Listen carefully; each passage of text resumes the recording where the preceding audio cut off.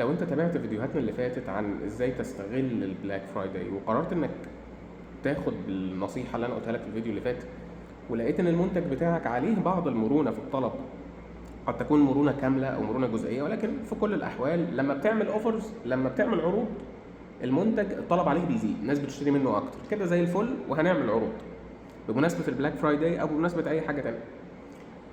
طيب، حاجه مهمه هنا لازم اقولها لك، رغم انها اتحرقت في 100 فيلم قبل كده ولكن لا زالت بتتكرر وكلنا كعملاء بنشتكي منها.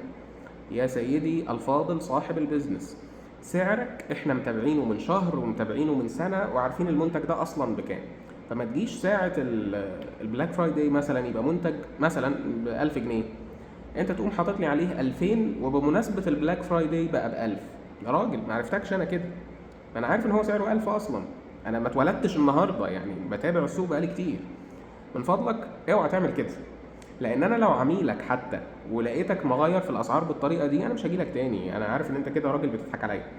يا سيدي لو مش عارف تعمل ديسكاونت على الاسعار نظرا لاي ظروف تانية في الميزانيات عندك مثلا، قدم لي خدمه تانية. لو عندك دليفري اعمل دليفري ببلاش، لو بتاخد من الناس المقابل كاش بس خده تقسيط، اعمل اي حاجه، لكن ما تضحكش عليا عشان مش هجيلك تاني.